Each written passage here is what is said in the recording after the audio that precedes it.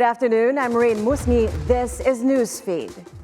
Dismissed Bamban Mayor Alice Go's cohort, Cassandra Ong, is now in the custody of Indonesian immigration authorities. Hannah T. for the details. Cassandra Ong, the representative of Lucky South 99, the pogo firm behind the raided hub in Pampanga, is now under the custody of the Indonesian immigration, according to Congressman Dan Fernandez. Fernandez says the Philippine National Police is now coordinating with Indonesian authorities. Ong's detention comes as Philippine authorities hunt for her and former Bamban Mayor Alice Guo and her siblings in connection with illegal pogo activities in Central Luzon. The four were able to leave the country without having gone through immigration. It can be recalled Ong was accompanied by former presidential spokesman Harry Roque in a visit to the Philippine Amusement Gaming Corporation to work out a deal on pogo licenses. Meanwhile, according to DILG Secretary Benjamin Abalos, apart from Cassandra Ong, another companion of Alice Guo is now also in Indonesian immigration custody. He, however, failed to give the identity of the second individual. Meanwhile, despite the absence of Mayor Alice Guo, cases against her are still being readied by the Philippine Anti-Organized Crime Commission, or PAOCC. In the Senate, a joint panel will look into the departure of Guo. Senator Win Gatchalian also prepares a perjury case against her. The PAOCC, on the other hand, is confident the government can have Guo repatriated. PAOCC spokesperson Winston John Casio says there are many legal avenues available to make sure that Guo will be made accountable for her alleged crimes. And joining us now via Zoom is PAOCC spokesperson Winston John Casio. Good afternoon, Director Casio. Thank you so much for joining us. Good afternoon, and good afternoon to all your viewers. May we know what the latest information you have is regarding the whereabouts of Alice Guo? Now, with regards to Alice Guo, we are fairly confident that she's still within the Indonesian territory. The last report we got a few days ago was she was in Batam, Indonesia. And apparently our Indonesian counterparts were able to apprehend Catherine Cassandra Ong together with a sibling of Alice Guo. There are two siblings of Alice, two relatives. One is a sibling, Wesley Guo, and another one is a relative, a cousin, I think, Sheila Guo.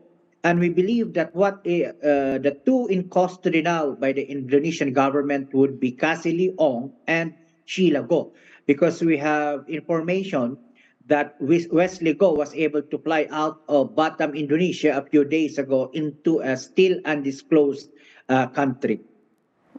How can you ascertain the whereabouts of Alice Guo and the rest of them? Well, since the news broke out through the privileged speech delivered by Senator Ontiveros, we've gotten in touch with all of our foreign counterparts, initially with the Malaysian and Singaporean authorities. Then eventually, when we learned from the Singaporean authorities that she left Singapore last August 18 and went into Batam, our agency touched base with our counterparts in Indonesia. Bear in mind that the Commission has developed a wide range of network in the ASEAN region over the past 13 years that we have been in existence. So we can easily talk to our friends, our foreign colleagues, and they provide us and share with us information within the bounds and limits of their legal territory.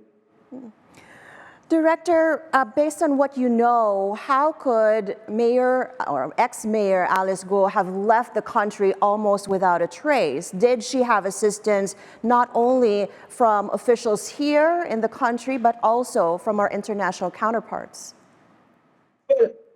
There is no denying the fact that Guo Ping or Alice Leal Guo was able to get out of the country with the assistance not only of private individuals, but also by some unscrupulous government officials. That is the very essence of the statement released by the president, wherein he categorically stated that heads would roll. Because, well, the magnificence of her escape almost comes out like a script from a Hollywood movie, right? So the intensity, the many moving parts that led to her escape/departure from the Philippines would would point to the fact that somebody in government or some highly placed private individual was able to assist her, quote unquote, in getting out of the country. So that will be the focus of our subsequent investigation. As of the moment, what we want is to be able to bring back all the Guo siblings, Cassie Leong, and eventually Alice Leal Guo back into the Philippines. Then, once they're all here, we would interview them, and that would commence the investigation as to who facilitated, enabled their escape from the country.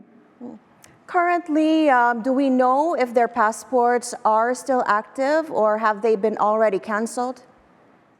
Now, although the Executive Secretary issued a memorandum order to the Department of Justice and to the Department of Foreign Affairs, asking them to look into the possibility, the legal avenues by which they could cancel the passport of Alice Leal Guo and her siblings, together with Catherine Cassandra Ong.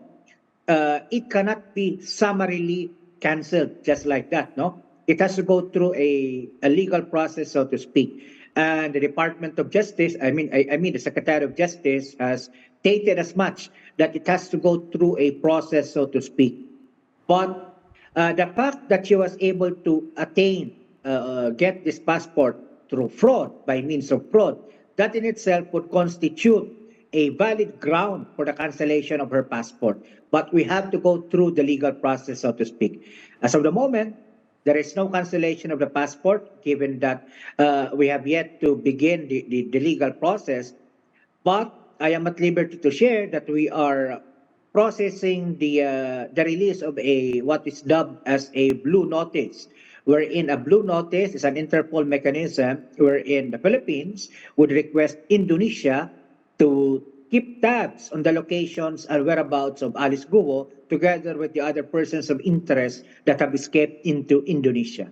Director Casio, picking up on a point that you made earlier, you said that the investigation would only really start as to who had been able to help Alice Guo and company to leave the Philippines after some of her siblings had already made it back to the Philippines.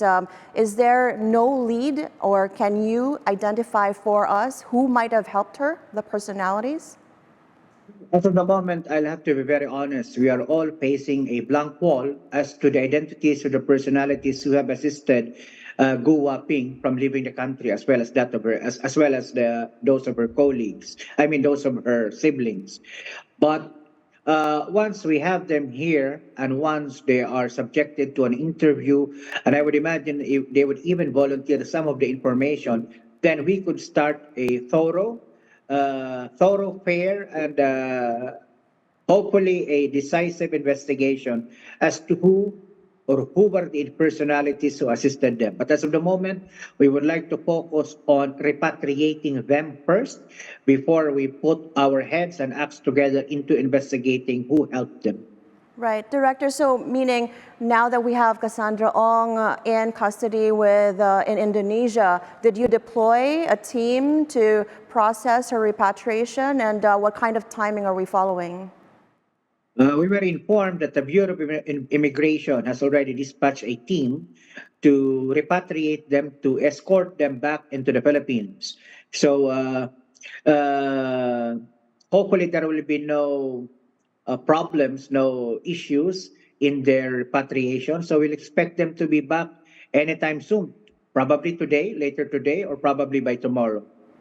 And you are also confident that we would be able to repatriate Alice Guo when she is found? Yes, ma'am. We have many legal avenues available to us. Remember that we have filed a case of qualified trafficking in person against Alice Leal Guo, right? So once a resolution is released by the Department of Justice and a subsequent arrest warrant is issued, we can always apply for a red notice or an international arrest warrant before the Interpol.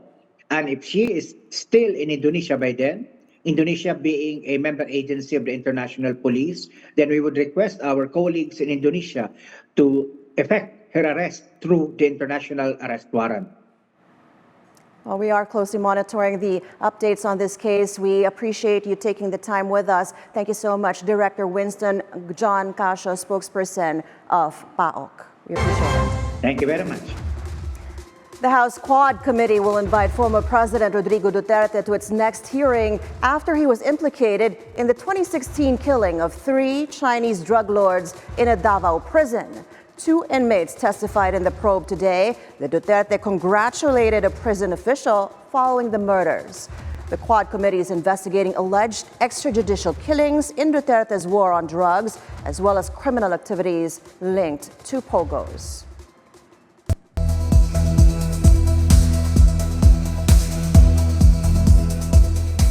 Tim Walz formally accepts the vice presidential nomination on the 3rd night of the Democratic National Convention in Chicago on Wednesday. In his speech, Walz touted his career as a public school teacher and National Guard, as well as his record as governor of Minnesota. Along with other party stalwarts, Walz urged Americans to elect Kamala Harris as president and stop Republican Donald Trump's attempt to return to the White House. It's the honor of my life to accept your nomination for Vice President of the United States.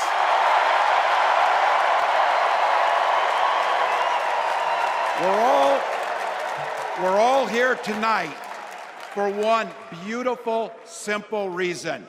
We love this country.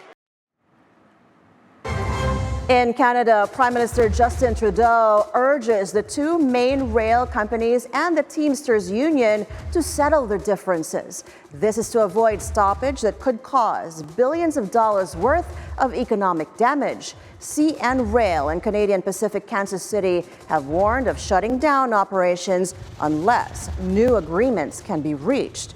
The likelihood of a last-minute deal seemed to dissipate when the Canadian National Railway reported that discussions between the rail companies and the union had broken down and requested government intervention. Crew scheduling, railway safety, and worker fatigue are the main sticking points with the unions. My message is very straightforward. It is in the best interest of both sides to continue doing the hard work at the table to find a negotiated resolution. The Ukrainian Air Force released a video showing their precision strike in Blushkovo in Russia's Kursk region. Ukraine Air Force said they targeted enemy positions and equipment following the evacuation of civilians from the area. Ukraine has closely guarded its overarching aims in the Kursk region, but said it has carved out a buffer zone from an area Russia used to pound Ukraine with cross-border strikes. Meanwhile, the Ukraine Foreign Ministry said Kyiv has made bigger territorial gains in the Kursk than Moscow has made in Ukraine this year.